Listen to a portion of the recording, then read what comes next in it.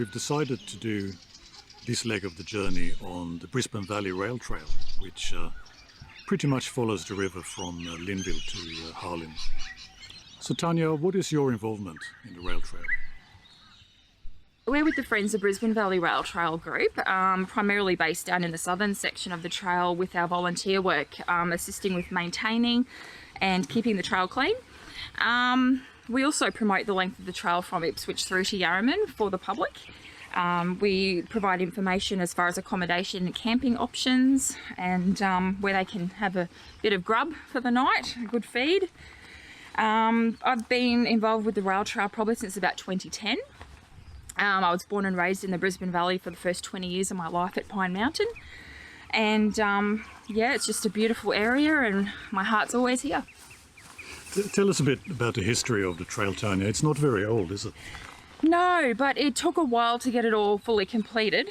So originally the railway line was built between Walkaracka and Lowood between 1884 to 1886 and completed in 1913 to Yarraman. And yeah, unfortunately traffic declined on the railway line over the years and completely was disbanded in 1993. It was probably the late 1990s that Reg McCallum and Kev Allery proposed that this section become a rail trail, and Linville to Blackbutt was opened probably would be about 2006. And now it's one of the longest trails in Australia. It is the longest rail trail in Australia, so it's 161 kilometres long from Walkaracka to Yarraman. Some people like to think that it's actually a bit longer than that because they incorporate the old stock route through to Nanango as well. So a lot of people sort of like to do the BVRT plus the Kilkivan to Kingaroy rail trail, which incorporates the old stock route. So over 300 k's there. This section is probably the second oldest section, so there's always been a lot of heavy traffic on this bit, and because it's so scenic, it's a very popular section of the trail. However, we're seeing massive numbers all the way from Walkaracka through to Yarraman. It wouldn't be uncommon to pass at least 50 cyclists on a weekend just through one section. So it is absolutely massively growing. And you know, horse riders, dog walkers, through the sealed sections we're even seeing kids on non-motorised scooters, roller skates. You know, it's fantastic. And you know, a lot of people come out and use the trail for bird watching, you know, naturalists.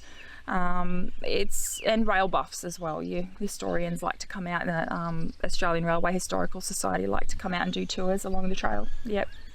As a city dweller, I can say that this is the kind of thing that really brings people out of the city. It does. A lot of people are making that so-called sea change, and they're moving from the city to out here because they just love it so much. They've fallen in love with the charisma and charm of the trail and the natural beauty of the environment, and it's perfect.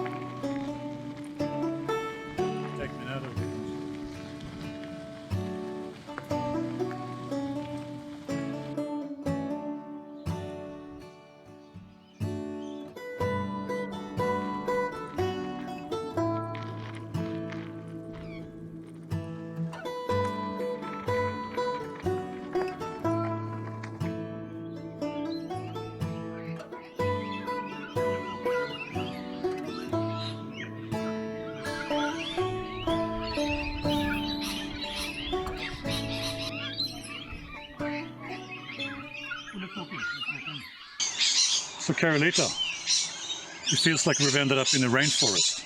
Yes, so this is a dry, literal rainforest. It's got some endangered species in here, so it's quite a significant area, even though it's a tiny little tract of forest here in between Moore and Linville. We have volunteers that come in and help us maintain the area by weeding and by just general maintenance of making sure that the invasive species don't set up here.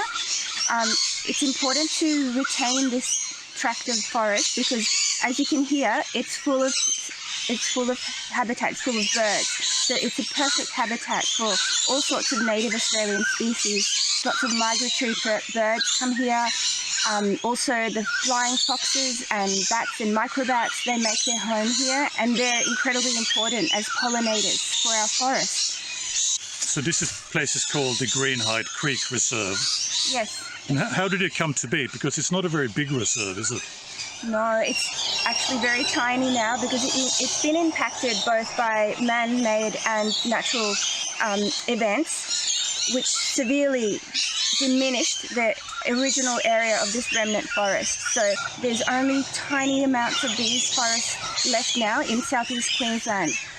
So the species that live in these kind of forests only are in southeast Queensland, nowhere else in the world. And unfortunately, because of development, they've been isolated into very, very small isolated pockets. And so this is why we've given a lot of our time and energy into helping out this forest with our Friends of the Forest volunteers and other land care volunteers. Am I correct that this sort of forest would have covered most of the valley here around the river? That's correct. So before all the logging, before all the human impact, this area was very forested. There were many of these pioneer species which are very important because they provide the canopy which supports all the understory plants. It creates its own ecosystem, enclosed ecosystem, and fortunately the loggers avoided this a few of the trees in here which do provide the canopies. What is an example of a canopy tree? Okay, so here we have the black bean tree, which has the beautiful orange flowers in bloom at this time of the year. We also have a red cedar here directly in front of us, which is one of the only remaining red cedars of this size in the area because it's quite valuable for the wood. And how big is this reserve in total? I don't think it's more than 6 acres. That's but it's a strange little shape. It's been cut down now because the river impacted really strongly in the 2011 floods. The Brisbane River came up and washed away probably about half of the forest. It was so strong it actually swept away very tall gums and very well established old trees. It was just an extreme event. With the soil, you were saying, Carolita, one of the things that you notice in a rainforest like this is the scent as well. There's a particular smell of this rainforest. Do you think that's the soil, the mulch and the deep mulch? Yes, it's quite a fragrant smell. Yeah, you can tell as soon as you walk in, it's like you've entered a whole different environment. So on either side of this remnant forest, there's just cattle grazing country, and then you step into this oasis. I would call it an oasis. So it's a little gem for our Somerset region.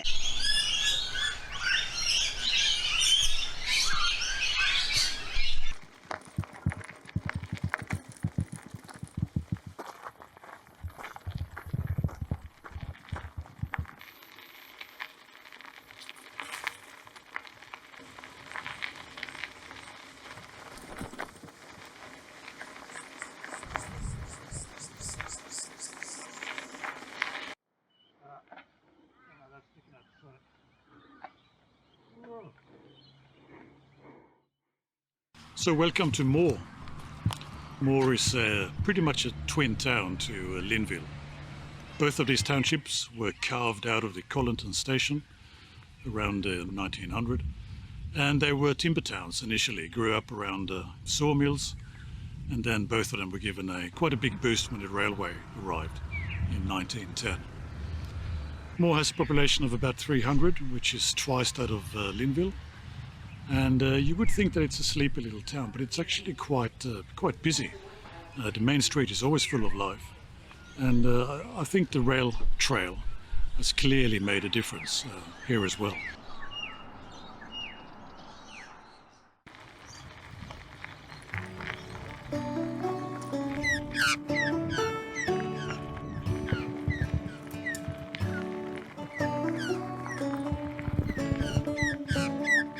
Whoa, got me.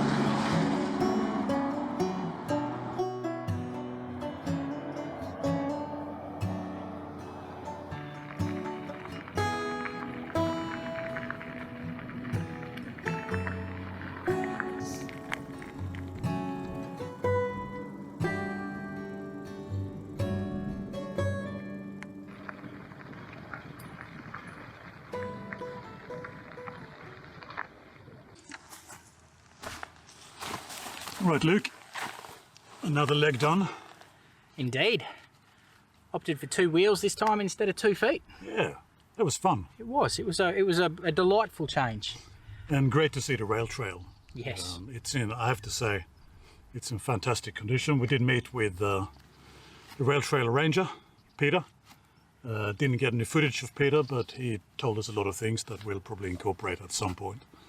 Yeah. And it's in beautiful nick. And coming down north to south, you're generally on a decline all the way. So Yep. a lot of it was just holding on to the Handlebars. bar and- Yep. and just- Poke along, which was a nice change from the current or previous pace we've had. Yeah. But it was been a beautiful day, and yeah, getting closer to the river, closer to water. Closer to water. So this is the disused Harlin station here, and the river is only maybe 100 meters behind us. And we're hoping for rain because we'd like to get on the river next time and actually travel on the river by kayak, probably to the Crestbrook, roughly. That'd be a nice long day's kayaking, but we need more water.